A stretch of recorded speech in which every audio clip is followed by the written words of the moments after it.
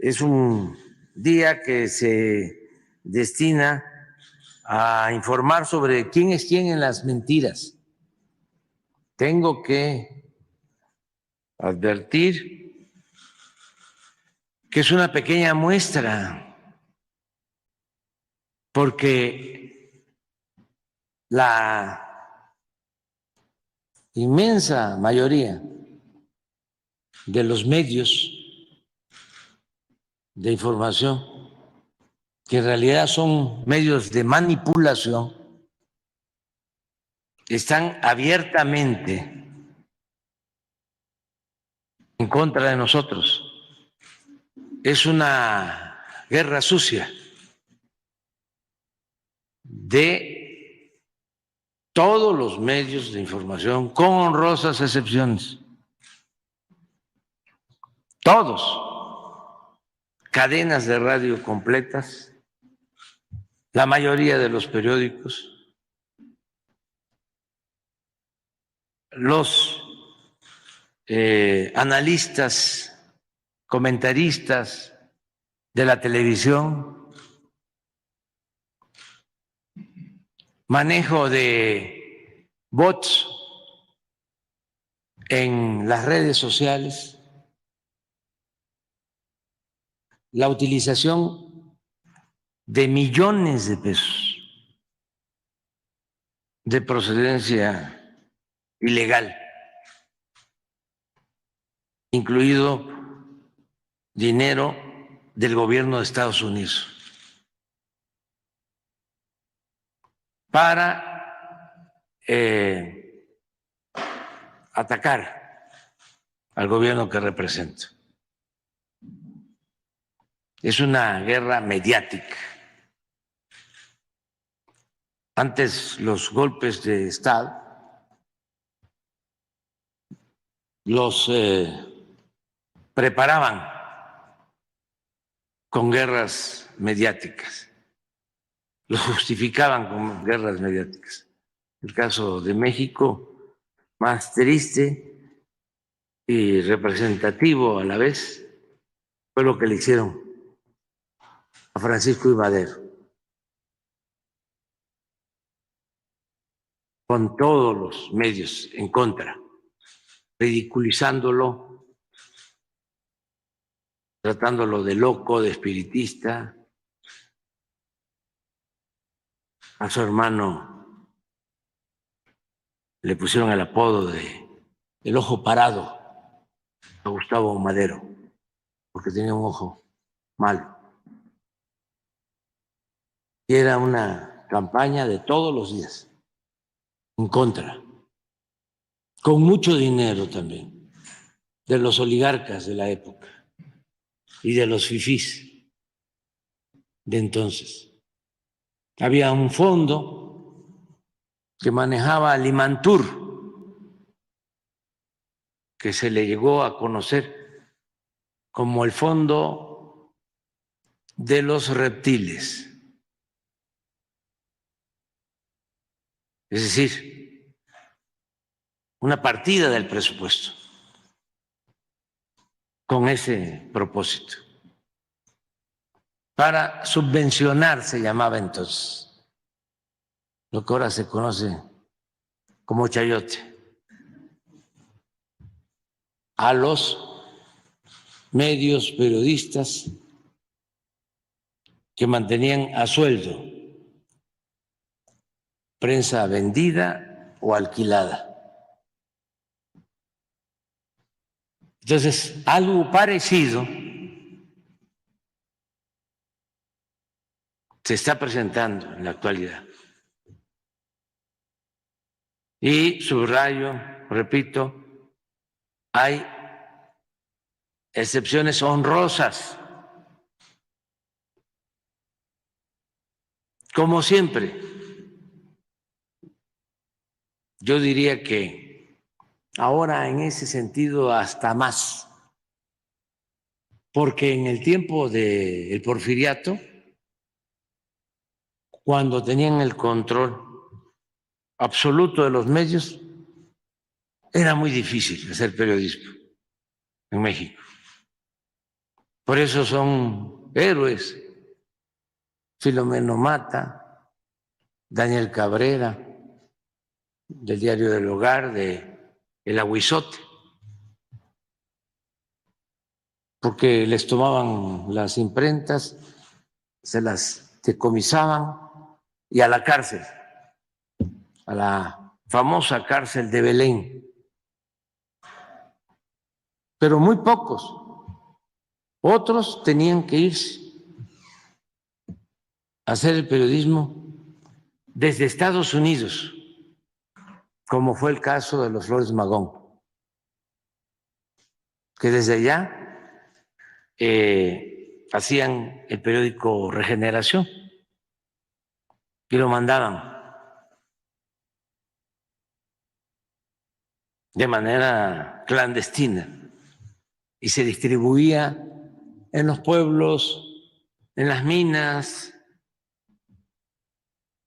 en las comunidades indígenas. No podían hacer periodismo en México porque se aplicaba la ley fuga. Y en Estados Unidos, que los detenían, podían, con suerte, en aquel entonces, porque también allá las cosas han cambiado mucho, en aquel entonces podían conseguir una libertad condicionada bajo una fianza y eran juzgados por jueces en su mayoría rectos y así entraban pero podían salir y acá era perder la vida. Entonces ahora también hay que decir que no es lo mismo, que se puede hacer periodismo en México, no hay que irse a hacer el periodismo en Estados Unidos, al menos porque el Estado no persigue a periodistas, no hay represión del Estado hacia la prensa, hay libertad absoluta. Por eso es esta campaña, porque a nadie se le molesta, se le amenaza, se garantiza el derecho a disentir. Pero sí es importante que la gente sepa que estamos enfrentando esta guerra sucia instrumentada por la mayoría de los medios de manipulación. Es decirle a la gente, ojo, mucho ojo, no te dejes engañar, no te dejes manipular. Que no logren que te comas diariamente un plato de mentiras cuando estés escuchando la radio,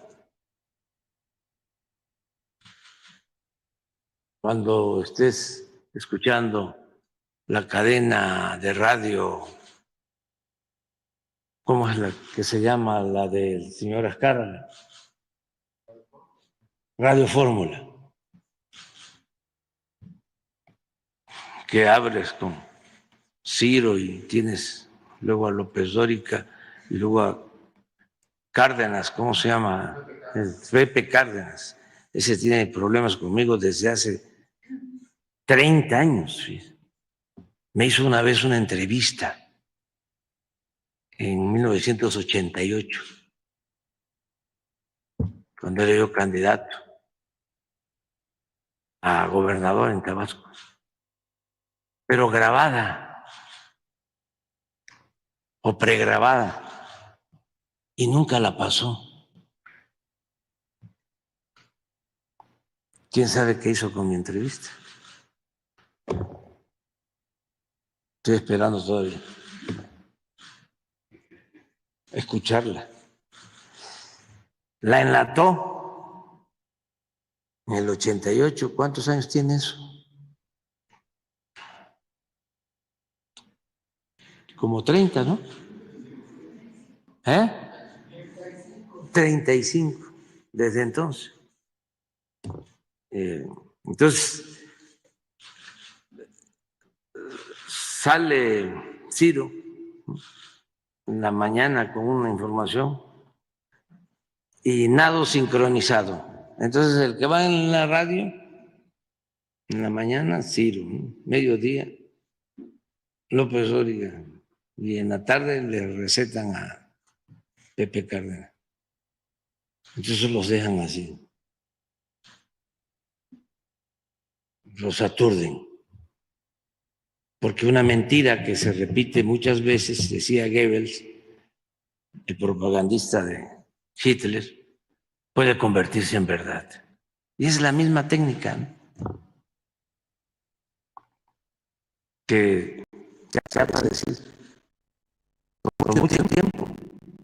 Y es lo mismo de ahora. Como ya no puedo hablar mucho, porque me cepillan, los del INE, los del Tribunal Electoral, voy a tener una sección nueva que se va a llamar, a ver si me ayudan con el nombre, ¿no? Yo estoy proponiendo que se llame, no lo digo yo, no lo digo yo y nada más lo ponemos aquí. ¿Sí? O sea, de lo que dicen, para que la gente tenga información, porque también sucede,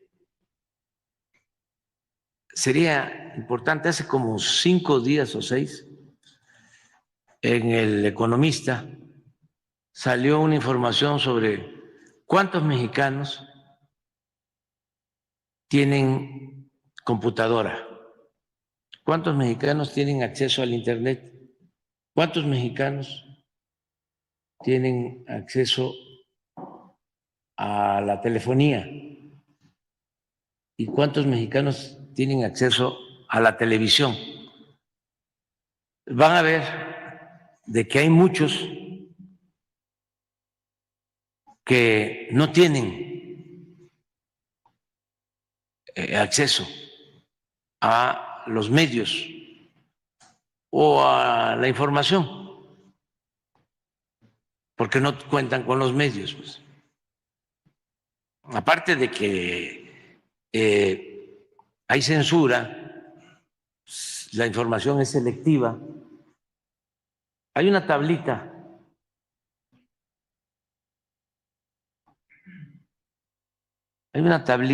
sobre unas gráficas.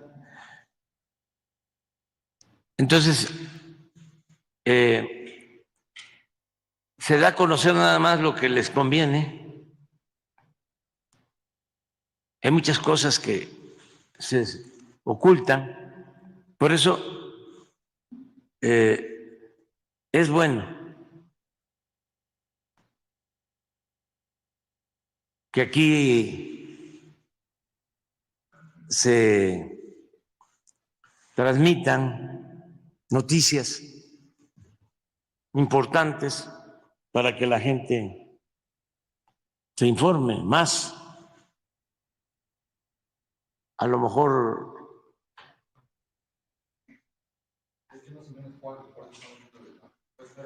el cuadro, no, pero el cuadro lo tiene, sí, sí es con información del INEGI. Sí. Aquí está, ese es. Mire,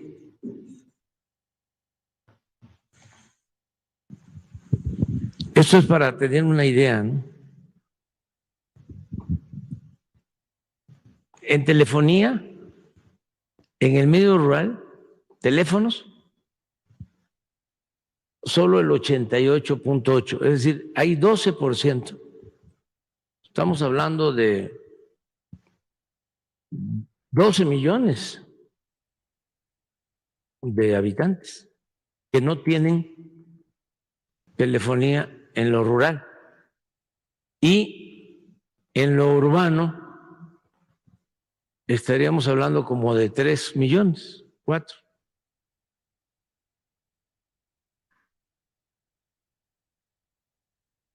que no tienen teléfono. La televisión en lo rural llega al 81%, 81.7%. No olvidar que somos 126, 128 millones de habitantes. Es decir,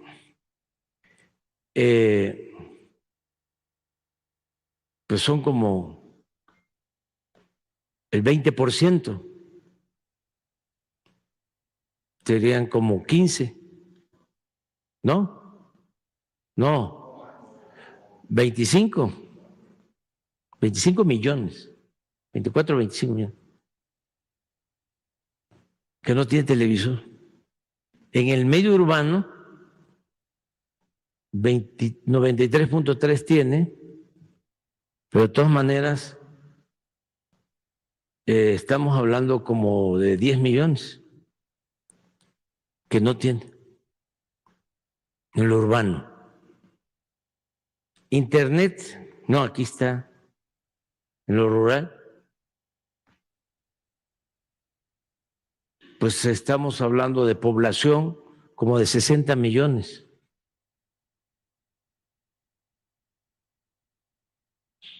Un poco más, 70, que no tiene. Y en lo urbano,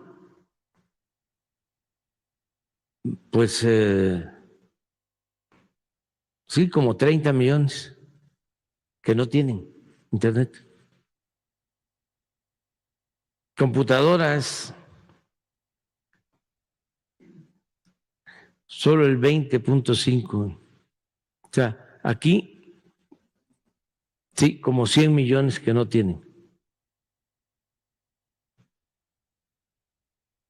Y en lo rural, la mitad, como 60. Esto es importante, porque a veces pensamos, por ejemplo, los que se manejan en redes sociales, se piensa que todo el mundo está informado.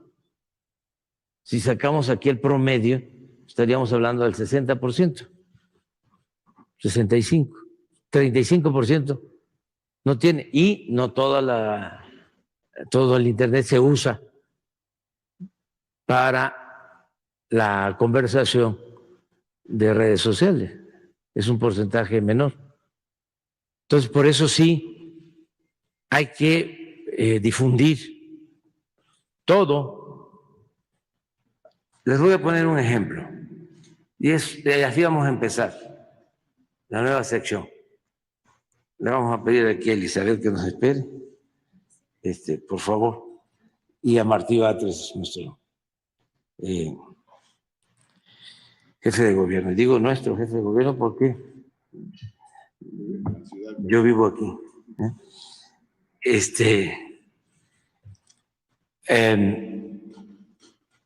Les voy a poner algo que dijo Fox el lunes. No lo dije yo, para que no me vayan a cepillar, sí. No lo dije yo. Vamos a empezar. Pero esto ayuda mucho a comprender el fondo de nuestras diferencias, el por qué somos distintos, cómo existen dos corrientes de pensamiento, dos maneras distintas, contrapuestas de concebir a México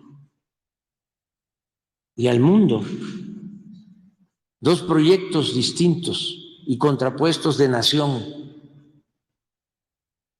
Eso es lo que está en el fondo de todo el debate. Y qué bueno que haya definiciones, quién está con quién, que no haya simulación, toda esta corriente manipuladora que utilizaron en los últimos tiempos de la llamada sociedad civil, de los independientes, de los que no tienen partido, cuando en realidad pues todos tenemos una postura política. Es también falso eso de que no me interesa la política. A ver si ponemos a Brecht, Bertolt Brecht, sí, del no político.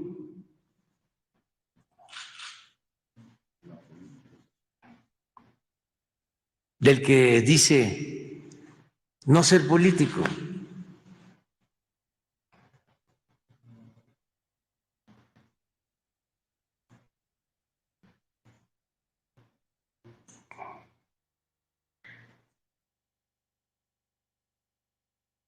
Antes de poner a... Fíjense lo que dice Bertolt Brecht. El peor analfabeto es el analfabeto político. No oye, no habla, no participa de los acontecimientos políticos. No sabe que el costo de la vida, el precio de los frijoles, del pan, de la harina, del vestido, del zapato y de los remedios dependen de decisiones políticas.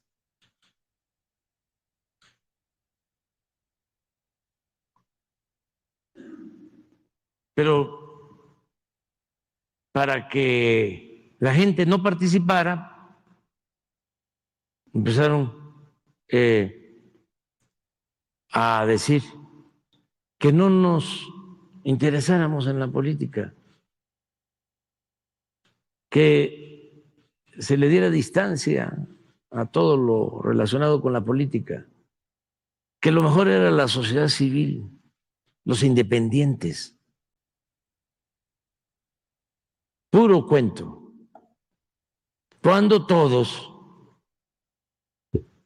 ¿se acuerdan cómo decía Carmen Aristegui que era independiente?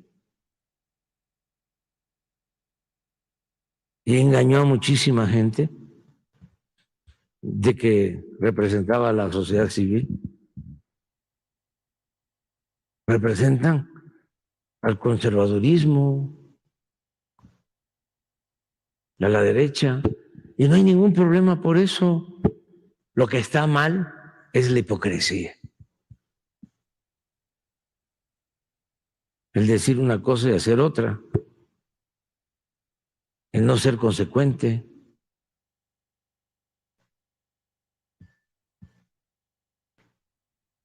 El finado Fidel Velázquez del PRI decía, soy charro y qué. Pero en cambio, los del PAN se dan baños de pureza. Y su doctrina verdadera es la hipocresía. Es mejor, ¿no?, que todos nos definamos, que andar ahí como el robalo, que es el único pez que se maneja en dos aguas. No a la política robalera. Definirnos. ¿Cómo se define Fox? Ahora sí, no lo digo yo.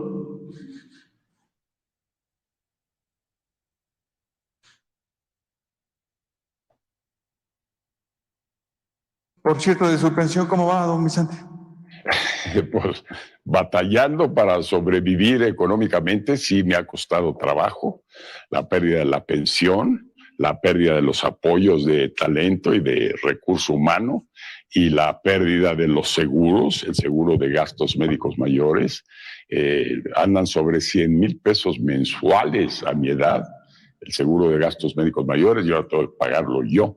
Y la gente dirá, pues qué bueno que lo pague usted. Pues no es así. Los presidentes deben de tener tranquilidad, los expresidentes igual. Sucede en todo el mundo, no hay que mandarlos a la hoguera porque luego se portan mal. ¿Ese derecho entonces debe ser restituido después del 2024? Sin duda, sin duda. Igual que la libertad en la cuestión de sueldos y salarios o la competitividad en los sueldos y salarios. ¿Deberá entonces AMLO recibir esa pensión? Ese cuate no necesita, si él dice que vive sin nada, entonces la pensión ya la tiene, ya se hizo justicia a sí mismo. ¿Se irá a su rancho? Yo creo que sí, va a ser tal la derrota tan inesperada para él que le rompe todos los planes que pudo haber tenido de continuidad. ¿Acaso el próximo presidente o presidenta deberá investigar a AMLO para legitimizarse? Seguro, seguro. Y debe ser un golpe inmediato y rápido. No solo él, los otros ratas que andan ahí. Por violaciones no solo de robar dinero, por violaciones flagrantes a la Constitución. Usted que ha estado en el mismo lugar, don Vicente, ¿los generales le ordenaban qué hacer? Otra pregunta súper interesante. No son los generales y habría que conocer cuáles andan del lado del que está ahí con las montón de medallas y montón probablemente de dinero, porque lo han maiciado más que a nadie. ¿Debe ser investigado entonces los altos mandos por enriquecimiento iluso y actos de corrupción? Sin duda, sin duda. En fin, ¿sobreviviremos a la cuarta transformación? Sí, con un país marchito, destruido, una apatía de la gente por la política, por el gobierno. Hay que reconstruir un futuro alegre, un futuro optimista, un futuro real que este país puede tener, debe tener, y alguien se lo tiene que traer. ¿Usted sobrevivirá? Yo, pues, espero que pasar de los 100. ¿Cómo debemos despedirlo? Con un beso y un abrazo.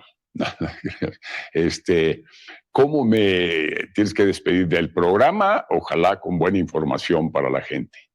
De la vida, repito, me queda un tramo que recorrer, espero largo. La advertencia para el país. Ojalá y Xóchitl nos cubra eso, de que los huevones no caben en el gobierno y tampoco en el país. Ya se acabó que estés recibiendo programas sociales. A trabajar, cabrones, como dice Xóchitl. A ver, repite eso último. Eso está interesante. No.